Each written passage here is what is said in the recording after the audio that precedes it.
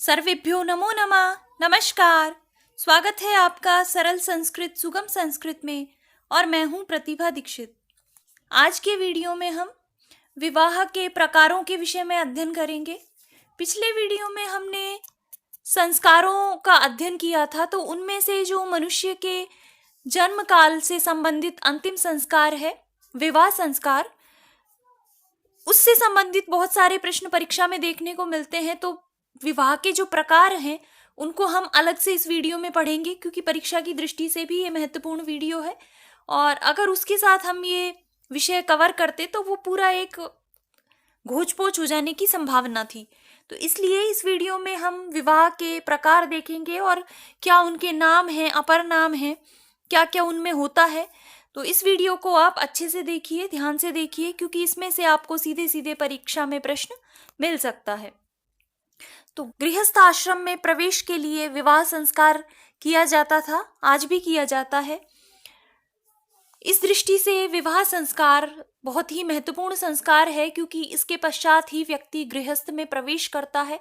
और मानव जीवन के जो 4 आश्रम विभाजित किए गए हैं, उनमें जो गृहस्थ आश्रम है वो सभी आश्रमों का आधार है। तो वस्तुतः विवाह के द्वारा इस समाज की एक परंपरा को, समाज की ढांचे को व्यवस्थित रखने का प्रयास किया गया है। विवाह जो है, ये विवाह संस्कार जो है वो न केवल पुरुषों का होता है, अपितु स्त्रियों का भी विवाह संस्कार होता है। और वर्तमान में तो हम देखते ही हैं कि विवाह में किस किस प्रकार की परंपराएं निभाई जाती हैं, किस किस प्रकार से विवाह होता है। वैदिक काल में जो पुरुष होता था, वर होता था, उसकी आयु 25 वर्ष रखी गई थी विवाह संस्कार के लिए, और स्त्री की आयु रखी गई थी 16 वर्ष। जब स्मृति काल आया तो स्त्री की आयु को 16 से घटाकर 13 वर्ष कर दिया गया। तो इसे आप याद रखिए, स्त्री की आयु से संबंधित प्रश्न परीक्षा में पूछ लिया जाता है। अब यहाँ पर जो सबसे महत्वपूर्ण बात है वो है विवाह के प्रकार। 8 प्रकार के विवाह बताए गए हैं मनुस्मृति में, अन्य और स्मृतियों में भी विवाह के 8 प्रकारों की विवेचना है। तो कौन कौन से ये 8 प्रकार हैं? ब्राह्मो देवस्तथैवार्षः, प्राजापत्यस्तथा असुरः, गंधर्वो राक्षसश्चैव, पैशाचा च अष्टमो अधमः। ब्राह्म विवाह, देव विवाह, आर्ष विवाह, प्राजापत्य विवाह, आशुर विवाह, गांधर्व, राक्षस और पैशाच विवाह, ये 8 प्रकार के विवाह होते हैं। इनमें से जो प्रथम 4 हैं, ब्राह्म, देव, आर्ष और प्राजापत्य, ये प्रशंसनीय माने गए हैं।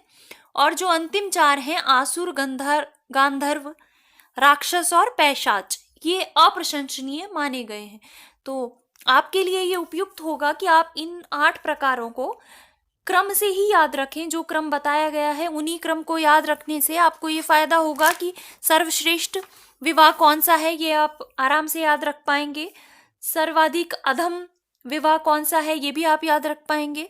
इसके अतिरिक्त अगर आपसे प्रशंसनीय और अप्रशंसनीय के संबंध में प्रश्न पूछ लिया गया, तो अगर आपने क्रम से याद कर रखे हैं तो भी आप बता पाएंगे कि जो प्रथम 4 हैं वो प्रशंसनीय हैं और जो अंतिम 4 हैं वो अप्रशंसनीय है। अब किस प्रकार के विवाह को क्या नाम दिया गया है, तो उस विषय में सबसे पहले बात करते हैं ब्राह्म विवाह की। ब्राह्म विवाह को सर्वश्रेष्ठ विवाह माना जाता है। इसमें पिता स्वयं सर्वगुण संपन्न वर को आमंत्रित करके विधिवत यथाशक्ति धन धान्य देकर कन्या का विवाह वर के साथ करता था।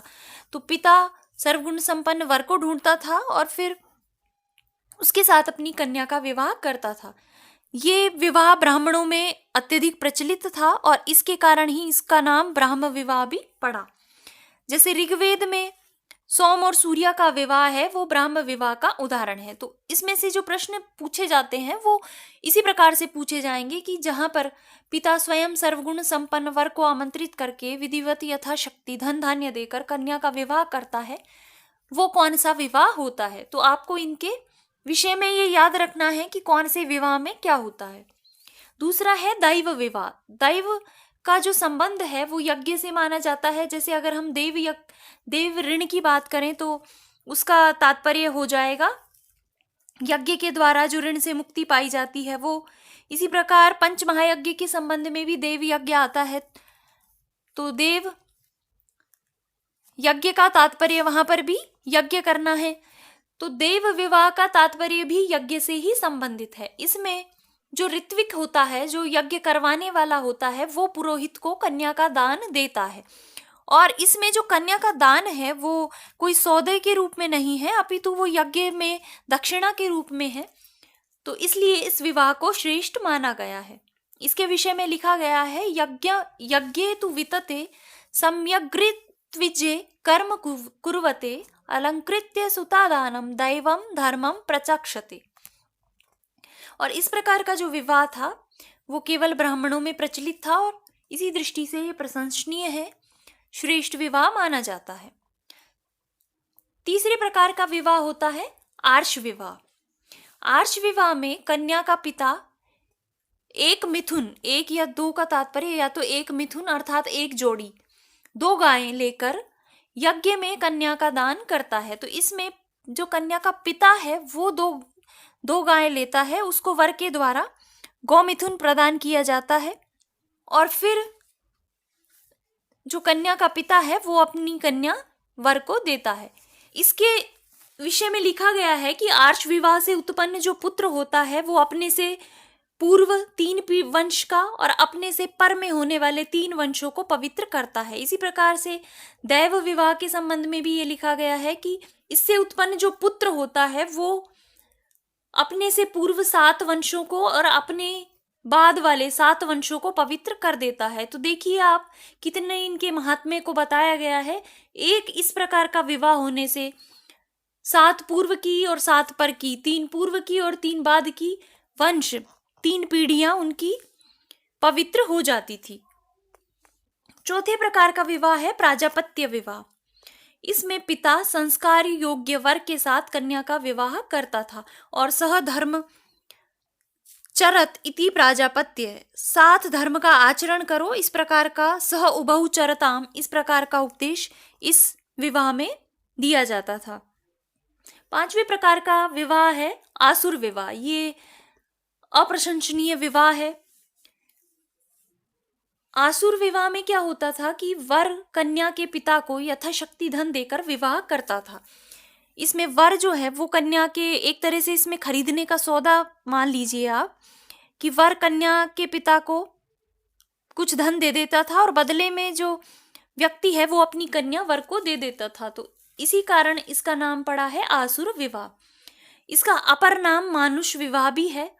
ये क्षत्रियों को स्वीकार्य माना गया है। इसके विषय में लिखा गया है, आसुरो द्रविणाद आनाद, द्रविण लेकर धन देकर अपनी कन्या दे देना, ये आसुर विवाह कहलाता है।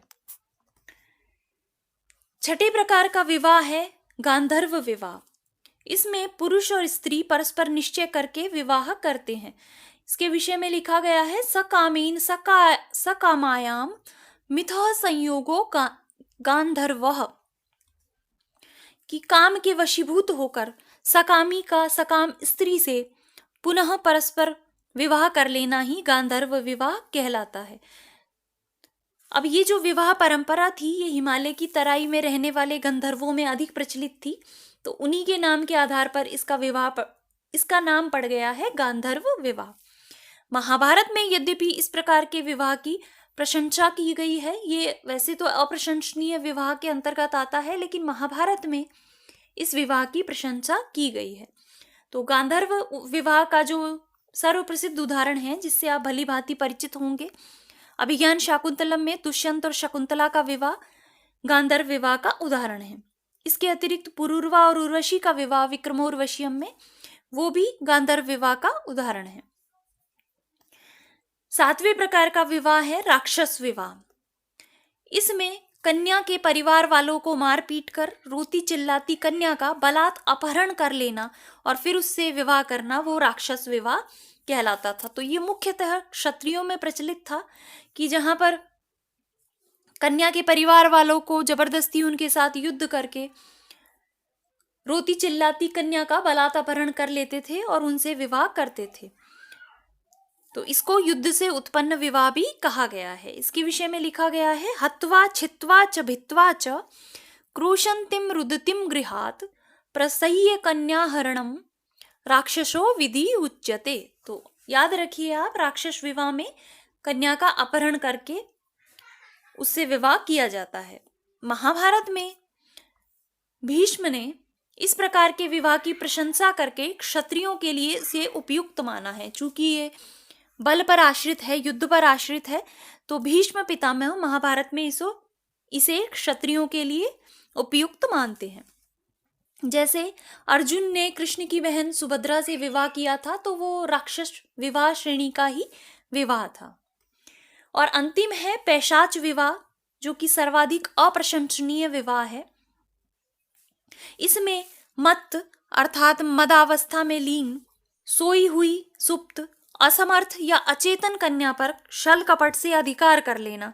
ऐसी कन्या जो अपने होश हवास में नहीं है, उस पर छल कपट से अधिकार कर लेना, ये पैशाच विवाह के अंतर्गत आता है और ये सर्वाधिक अप्रशंसनीय माना गया है। तो अगर आपसे पूछा जाए सर्वाधिक अप्रशंसनीय तो पैशाच हो जाएगा, और अगर पूछा जाए सर्वश्रेष्ठ तो हो जाएगा ब्राह्म विवाह। तो इस प्रकार से ये 8 प्रकार विवाहों के माने गए हैं। अब एक विवाह का इस प्रकार से विवाह का विभाजन किया जाता है, जिसमें वर्ण आपस में विवाह कर लेते थे, उनके भी कुछ नाम दिए गए हैं। तो कई बार इनके संबंध में भी प्रश्न पूछ लिया जाता है। तो वर्ण विपर्य अर्थात वर्ण जो परस्पर विवाह कर लेते हैं, उनके आधार पर 2 प्रकार के विवाह होते हैं, अनुलोम विवाह और प्रतिलोम विवाह। तो अनुलोम विवाह में उच्च वर्ण का पुरुष निम्न वर्ण की कन्या से विवाह कर लेता है, तो वो कहलाता है अनुलोम विवाह। इसमें पुरुष उच्च वर्ण का है और कन्या है निम्न वर्ण की। इन दोनों से जो संतान उत्पन्न होती है उसको वर्ण संकर कहा जाता है, ये भी आप याद रखिए। दूसरे प्रकार का विवाह है प्रतिलोम विवाह। इसमें जब निम्न वर्ण का पुरुष है, मान लीजिए शूद्र वर्ण का पुरुष है, और वो वैश्य वर्ण की कन्या से या ब्राह्मण या क्षत्रिय वर्ण की कन्या से विवाह कर लेता है, तो इस प्रकार का विवाह कहलाता है प्रतिलोम विवाह। और इनसे उत्पन्न जो संतान है उसको चांडाल कहा जाता है। तो इन विवाहों को आप बार बार पढ़िए, क्योंकि बार बार पढ़ने से ही आपको याद होंगे और इनमें से प्रश्न पूछे जाते हैं। तो आप इस विषय को गंभीरता से लीजिए। विवाह के संबंध में जितने भी महत्वपूर्ण तथ्य हैं उनका अध्ययन हमने इस वीडियो में कर लिया है। तो आशा है आपको ये समझ आ गया होगा। तो इस वीडियो को यहीं पे समाप्त कर देते हैं। जाने से पहले आप वीडियो को लाइक करते जाएं, अपने मित्रों के साथ भी अधिक से अधिक इसे शेयर कर दें। और अगर आपने अभी तक चैनल को सब्सक्राइब नहीं किया है तो चैनल को सब्सक्राइब कर लें और बेल आइकन को अवश्य ही प्रेस कर दें, जिससे वीडियो अपलोड होते ही आपको नोटिफिकेशन मिल सके। तो मिलते हैं नेक्स्ट वीडियो में, तब तक के लिए धन्यवाद।